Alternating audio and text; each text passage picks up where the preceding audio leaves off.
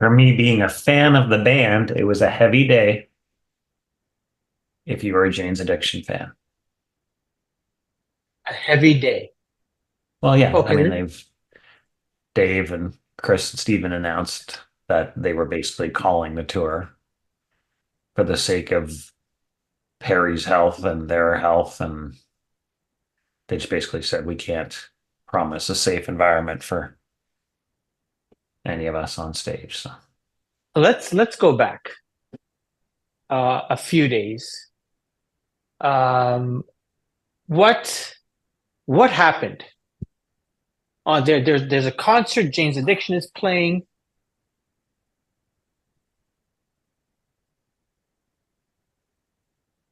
um, yeah, basically, well, word has it that it was not just what happened there and then. Um, Apparently, for parts of this tour, uh, Perry has not seemed the most healthy, together, whatever, however you want to put it. Okay. There have been Lead times when he's singer. gone on rants about, I can't even, he's gone on rants about women that were completely inappropriate. I don't even, I can't remember the Okay. All exact right. thing, so Yeah. I Yeah. don't want Yeah. to speculate.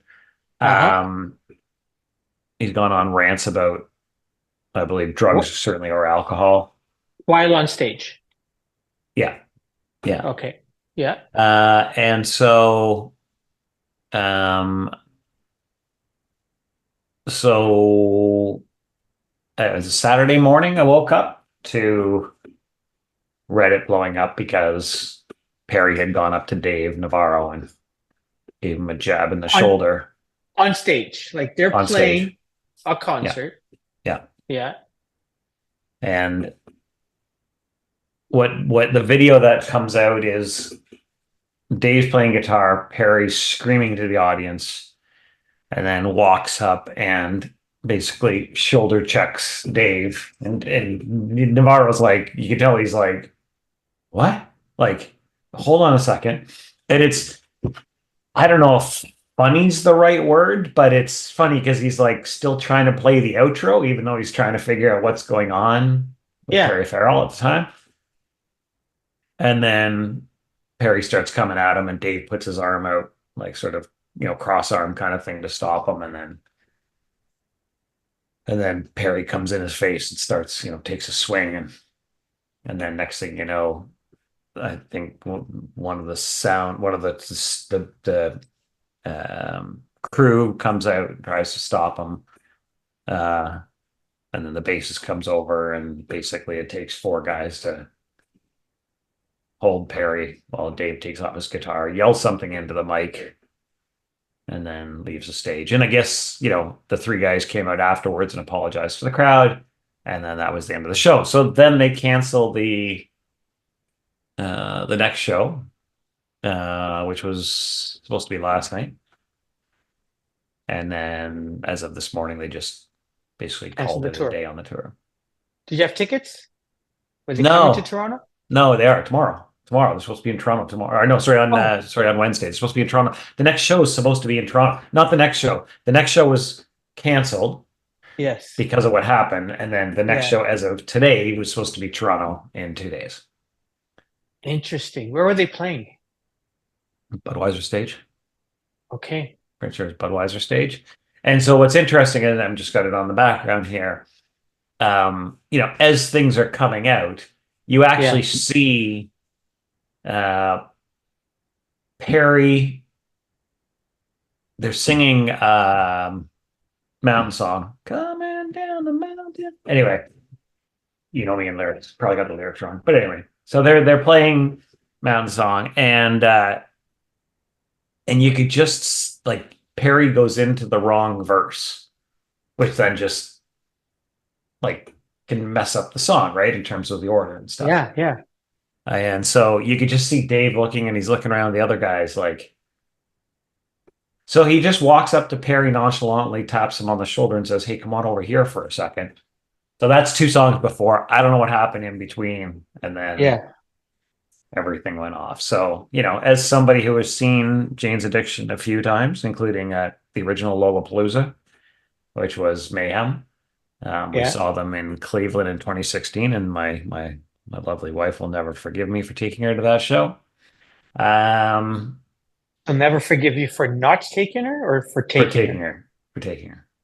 Oh, okay. It was It was a dude show. Is that like, no, no, no. Okay, so full disclosure, anybody who's not interested in hearing this, fast forward fast forward a few 30 minutes? seconds or a minute or two. Yeah, basically, I guess the guys have always gotten peace and relaxation and meditation and whatever out of basically hanging themselves from meat hooks through their skin and your face. Yeah. So, and again, I don't want to, I don't want to I don't want to make light of it. Some people believe in it, not believe in it. Some people believe that, the healing and everything else. So I don't want to, I'm not trying to make light Yeah. of that. Yeah. Yeah. So during the show, some of the girlfriends and friends, female friends, come out. And so the band basically hooked them up to meat hooks, which then lifts them off the ground. And then they just start swinging over top of the stage and out of the audience, and over top of the stage and out over top of us because we're in the pit at the time. And yeah, my wife's, I don't make light of it in terms of traumatized, but she was, yeah, Traumatized. it traumatizes to Okay. traumatizes to Shocked. She was shocked. shocked.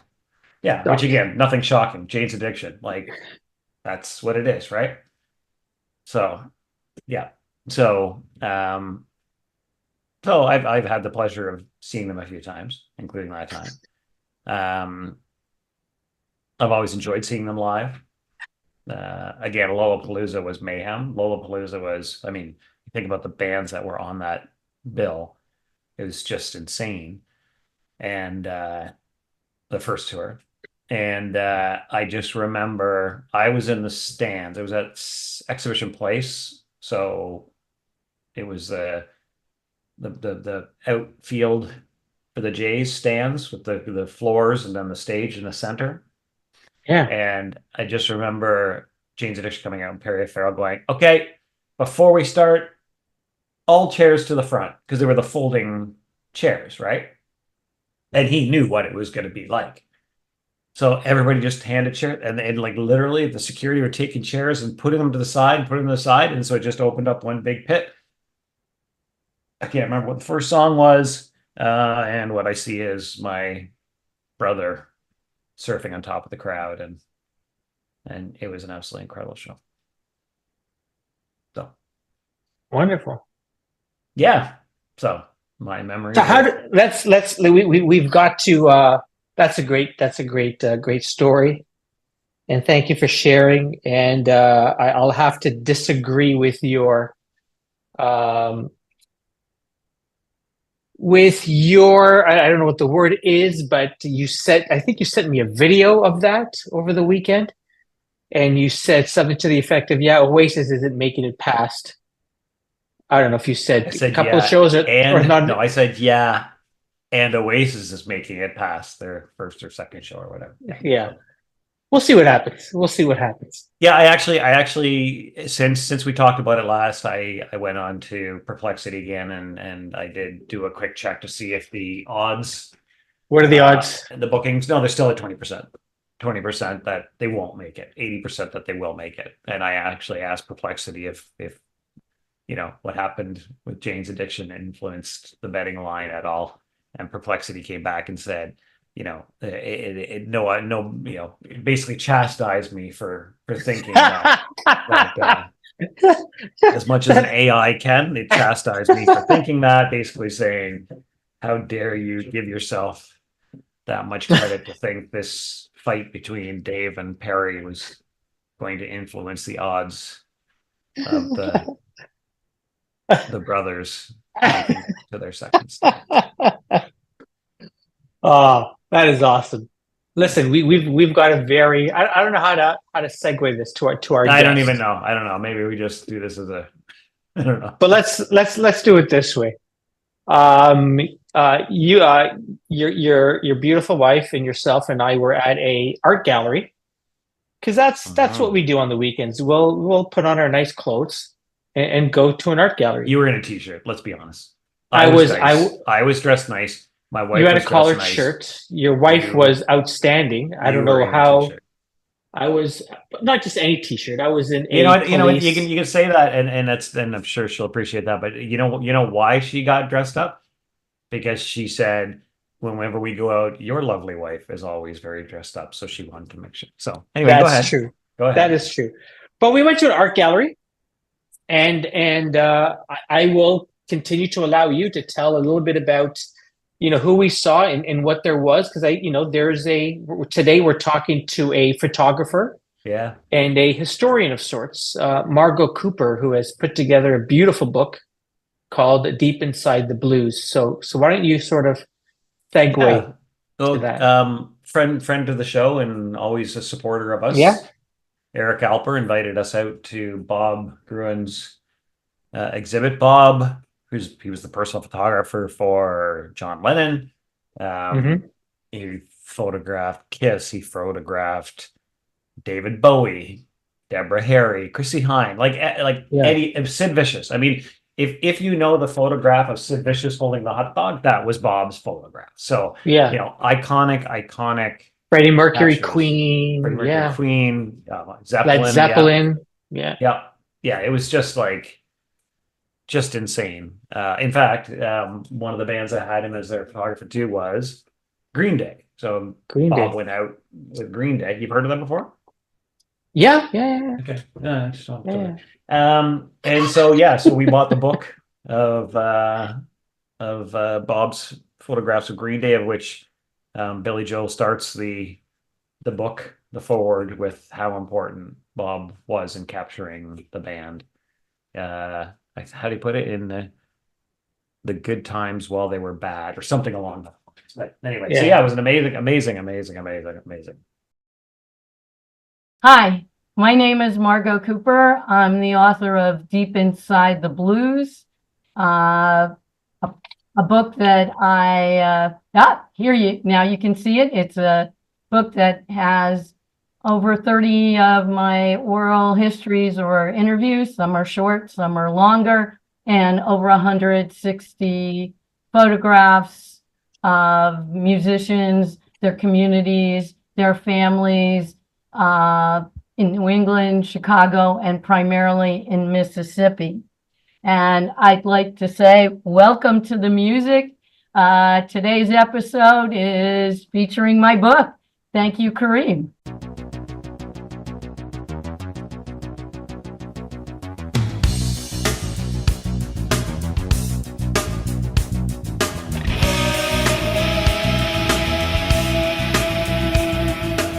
Welcome, Margo. It's a pleasure to have you join us. I can't wait to dive into some of the stories and some of the questions that we have for you today. Yeah. Thank you. I want to ask you the one thing that I didn't, I wasn't expecting. And then when I was reading it, I was going, wait a second. These are like first party. This is them all, like most of the people are sort of my name is. Um, Tell me about the choice to feature these musicians and these stories in that way. Sure. Let's see. I started photographing in the clubs, the blues clubs around the Boston area in New England in 1993. And I met Luther Guitar Jr. Johnson, who was living in New England, and he was playing everywhere around the area. Luther had played with Muddy Waters for 7 years in the 70s. And I, through Luther, or, coming east at the time out of Chicago, was the Muddy Waters Tribute Band, and Muddy Waters had been coming east and, of course, playing across the country and overseas around the world. But the Muddy Waters Tribute Band was still active. So Luther had come earlier and moved to first Massachusetts and then New Hampshire, but he also continued to play with the Muddy Waters Tribute Band in the 90s. So Willie Big Eye Smith, I will get to the answer to your question. Willie Big Eye Smith was Muddy's drummer for 20 years. He was born in the Helena, Arkansas, but he left for Chicago when he was a young man or teenager. And Calvin Fuzz Jones was Muddy's bass player. He had also played with Howlin' Wolf and a number of people in Chicago. He was born in Money, Mississippi, and he did move to Chicago and eventually returned to Mississippi later in life. But having met Luther, and I was trying to help promote his story and background, I believed that it was important to tell the story in the words of the musician. It's their story. It's their life. And as I say in the book, this is the way I did all my interviews, was first person, visiting and spending time with the musician in Mississippi. It would be over the course of several years, tape recording, transcribing and writing when I came home, going back and continuing to build on the story of their life. So, and this was part of the, for me, going to Mississippi, I'm listening and meeting musicians who were born down south, who were alive when there was sharecropping and Jim Crow. I knew it wasn't, I needed to go to learn about the stories, their lives, and therefore, and to preserve firsthand accounts of what was it like to grow up in Mississippi in the early 20th century, 20s, 30s, and 40s. Many of the individuals I interviewed grew up in that period. So I did, Luther's was the first story. I'm a contributing writer and photographer for Living Blues. Luther's story was the first one. I wrote for Living Blues, but then I went to Mississippi and meeting Sam Carr and some other musicians. I realized this wasn't something I could wait upon. I needed to interview and work with as many of the older musicians who were willing to sit down with me and talk about their lives in their words. Yeah. And their words are powerful. Their words, many times, it's like poetry. It's alive. It's vivid. This is the way to find out about the music, the culture, the history, and who were they listening to when they were growing up, and who did they play with. So I started my stories with, tell me about your parents, your grandparents, tell me about your childhood. And, it was through the conversations with musicians, I learned about how they had to help their families from a very young age. Children, they were going out in the fields, picking cotton, chopping cotton, eventually, would be plowing behind the mule. As time went on, of course, some of them would ride the tractors. And some of them grew up in the church. Like Luther, sang in the church. So gospel for some of these musicians, the spirituals added a layer to their singing and the music of the blues, which often intersected, and it was released both by going to church and playing your instrument, at home, or just, many told about loving to hear, turning on the radio. And that was they would listen to, or their family was listening to the blues stations, or maybe an older musician or a neighbor was just playing a diddley bow, a wire on the side of the house or the wall. Yeah, and I mean, there's so many stories that you obviously heard and shared in the book. I'm wondering, is there one, not necessarily the one, but one that really, for you was like most unexpected or most surprising that you learned?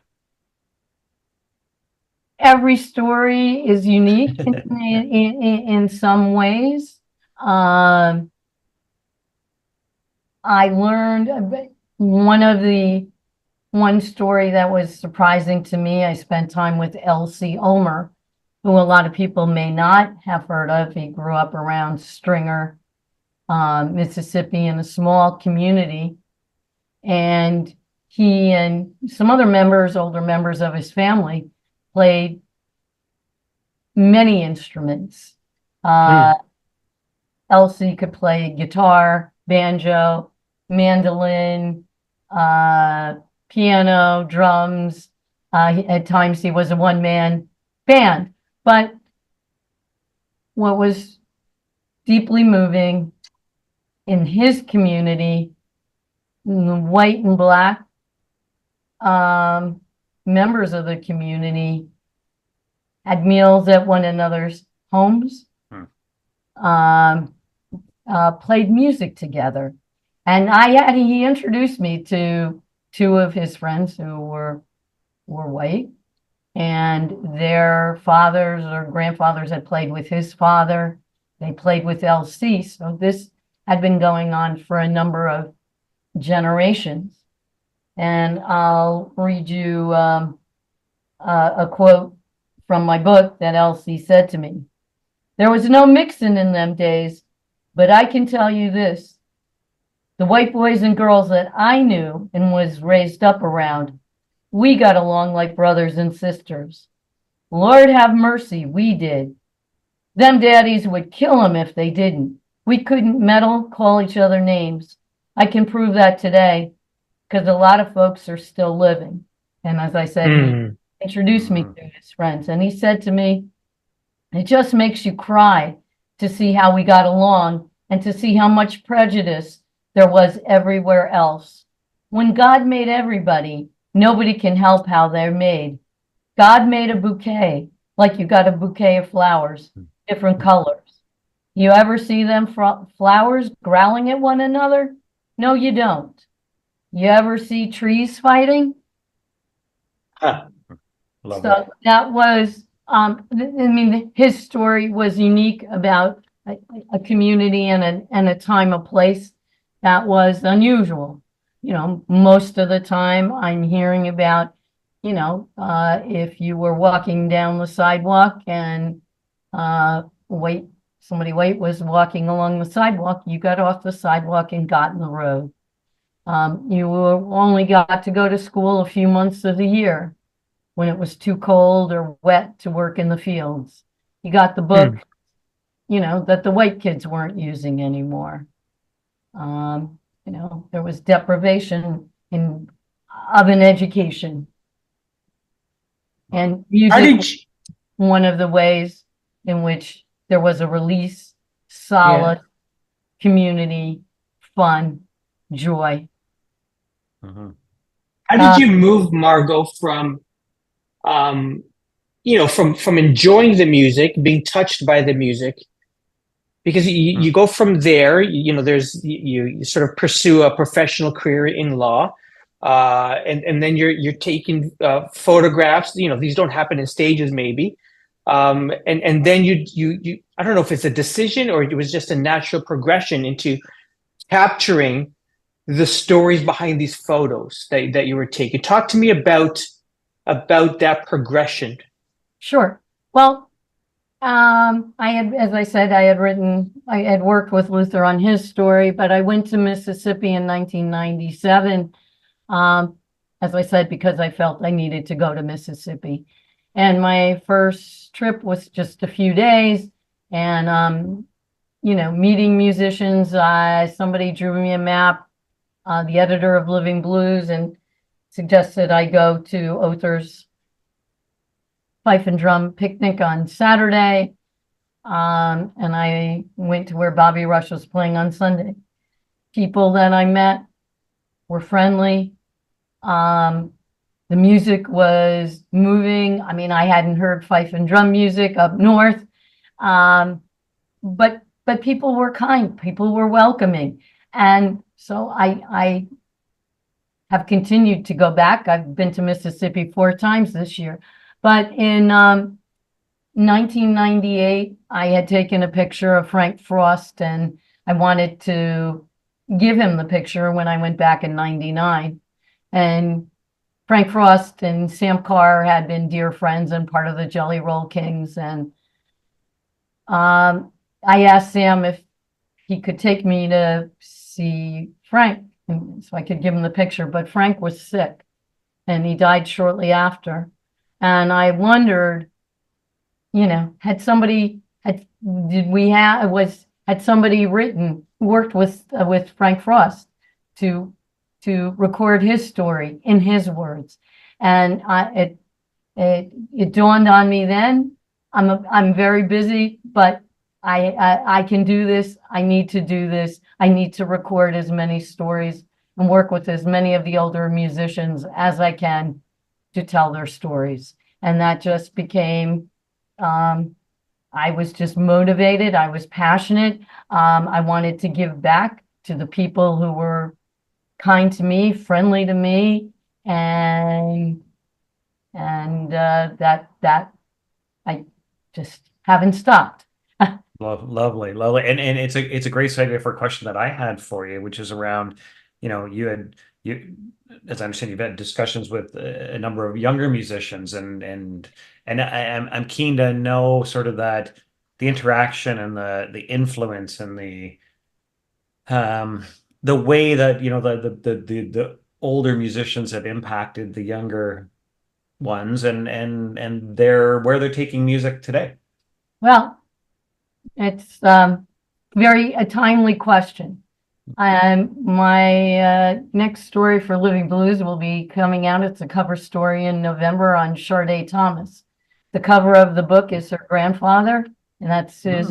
You're seeing the cover of the book behind me is that's Other Turner, who I met when I said my first trip to Mississippi in 1997, and Other kept the tradition of fife and drum music alive. And in fact, this year, and I went to Sade is continuing the picnic tradition. It's now called the Goat Picnic, the greatest of all times. That being her reverence for her grandfather was Other Turner.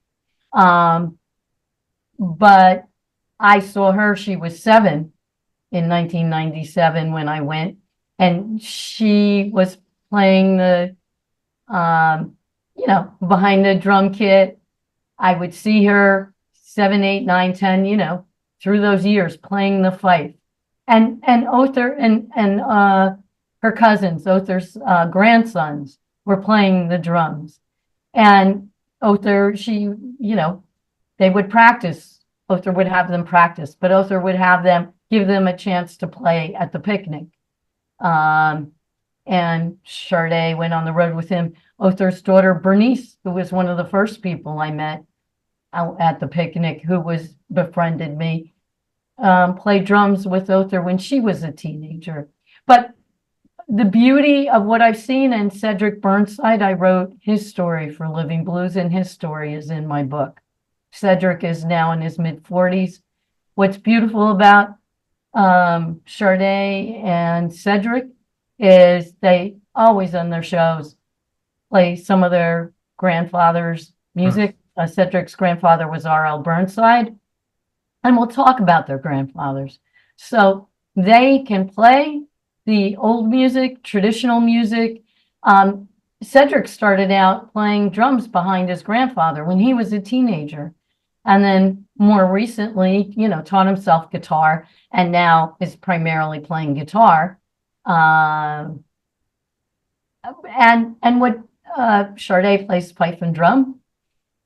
But then they take the beats and the music of the younger generation, whether that's including some hip hop, um, Mm. spiritual elements, whatever. They play with other musicians in addition to what's great about they're both hill country musicians. The community is tight, it's beautiful, and Cedric, I would see Cedric, as I told you, Sade was obviously at her grandfather's picnic, Luther Dickinson, Kenny Brown, and these people continue to play music together and record, but then they also do their own thing. Cedric has been traveling across the country promoting Hill Country Love, his latest CD. But he was at Sade's picnic, and his grandfather sang. Luther Guitar Junior Johnson's uncle sang, "Don't Them Peaches Look Mellow Way Up in the Trees." Cedric sang that. But then, he's also singing his own songs. Sade has been played with some musicians in Louisiana. She collaborated with G Love. So they did so that also helps spread the word about the music that they're making and contributing to other musicians, adding layers to the music, but never forgetting the roots and never forgetting their grandfathers. It's really been beautiful to witness and watch each of them grow up and continue to be so true and loving, and devoted to the music and their family. Lovely. So from one side to, you say, the roots, is there anyone you wished you would have been able to have sat down with and interviewed for the book? I'm sure plenty, but yeah, I mean, we can't even, well, Frank Frost. It's never ending because Paul Wine Jones, I had gotten I had spent some time over the years, getting to know Paul Wine Jones. And I was going to start working on his story next, but he had cancer and he died before we started.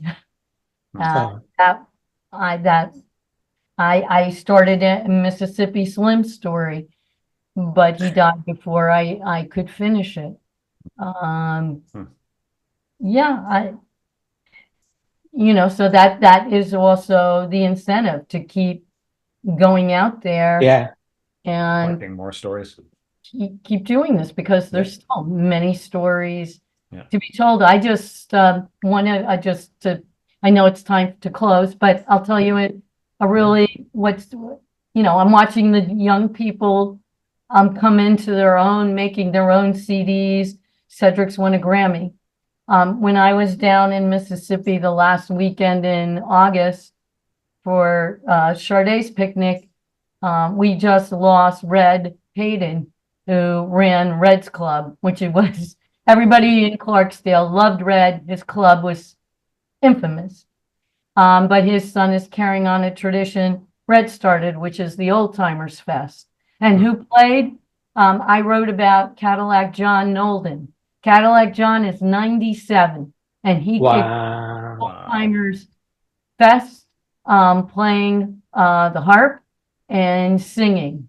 And he grew up in Sunflower, Mississippi in the 20s, and he sang gospel with his brothers, and they would see B.B. King at the radio station on Sundays when they were both recording. And he also, with one of his brothers, played the blues in the streets of Mississippi. And they'd be on one side of the road, he told me, and he would see B.B. on another. And here, God love him, at 97, he's still playing. Othar lived to be in his, I think he was 93 when he died, but he was playing fife and drum right till the end. That's awesome. That's Sharing amazing. that. Margo, this has been great. Our Yes. guest on Welcome to the Music has been Margo Cooper, photographer, writer, historian of the blues. You can find her work in the magazine Living Blues. Go check out episodes at livingblues.com, and you can check out Margo and her book at margocooper.com. This would be amazing for all people that are interested in the history of music, the blues, or if you have a friend whose birthday is coming up. Or the holidays. Or the holidays. Stocking stuffer, deep inside the blues. Photographs and interviews by Margo Cooper. It's about 6 pounds. It isn't a lightweight book. There's a lot of material in this book. A lot of material in there. It is great. Yeah. Margo, thank you so much for your time. This has been fantastic. Yes. Thank you for inviting me to appear on Welcome to the Music. Thank you, Kareem, and thank you, Greg. Have a great rest of your evening.